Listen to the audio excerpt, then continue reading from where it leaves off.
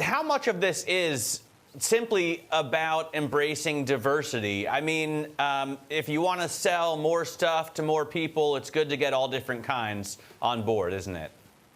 Good morning, Matt. Well, I guess the first thing to say, of course, is that it's very difficult to prove causality between a more diverse company and outperformance. But we believe that the relevance of diversity is undeniably significant, not just from an equality perspective, but also very much because it taps into a very significant group of consumers. We believe that LGBT community, if it were an economy, it would be, roughly speaking, the 5th largest economy in the world.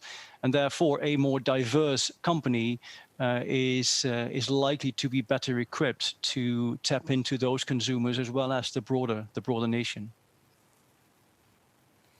Yeah, and if consumers are shopping with an awareness of that inclusivity, then I can see how that makes sense. How do you measure LGBTQ inclusivity then? How do you define it, Eugene? How do you take what the company openly tells you about who they employ or the standards they want to work to and turn that into something you can measure?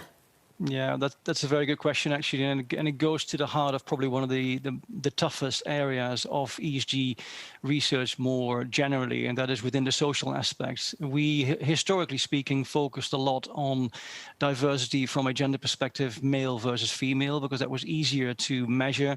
For this particular report, our first sort of venture into the LGBT topic, we relied partly on external sources as well. You've got a Stonewall employers survey in the UK. Largely, you've got the HRC Corporate Equality Index that is largely US focused. And it basically reviews or surveys not just companies, but also employees working for companies to assess their inclusive policies towards members of the LGBT community relative to the wider audience or the wider sort of employee base within a corporate. But I guess it's fair to say that in terms of disclosure, that this is an area that needs improvement. We need corporates, specifically those outside the US, to disclose more on their policies towards equality, diversity, and LGBT.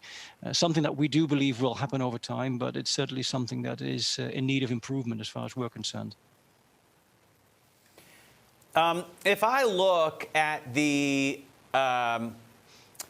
SPDR, the Spider SSGA Gender Diversity Index, U.S. equity on the Bloomberg, which is something that we talk about a lot here. It massively underperforms the S&P over the last 5 years. I wonder how much of outperformance or underperformance is due to simply the technical construction of your index.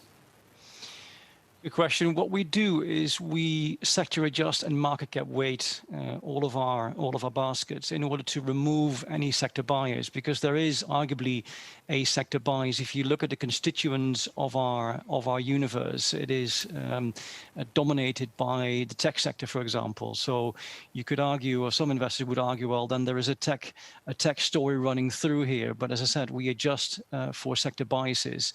I'm not altogether familiar with the spider that you're referring to, but we certainly remove sector and market cap biases to basically eliminate that particular relevant aspect. And Eugene, when you're looking at, if you're an investor and you want to get exposure to this kind of thinking within business, if you want to invest in these businesses that are this inclusive, do you have to go to the US? Is that where you find indexes that are ready made for this purpose, or are they available elsewhere? It is largely US focused, and that is predominantly because of disclosure. US companies are more open about their policies, their diversity policies. In this particular case, our benchmark, our basket, if you like, consists of about 88% companies coming from North America. APAC or companies outside North America and Europe account for about 2%. So it's really a US dominated basket.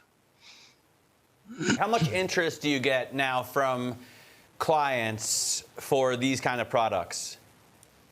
It's rapidly increasing, and as I've mentioned at the beginning, the area that has received less focus from investors as far as ESG is concerned is the social area. And I think what we find, particularly during the last 12 to 18 months, is a rapidly increasing interest in trying to tap into companies with strong social policies, be it diversity in a broader context or even on a more narrow context, male versus female. But there is definitely a rapidly rising interest. And I think to some degree that is driven by the growth in interest in ESG more broadly, which we believe will continue certainly in 2021.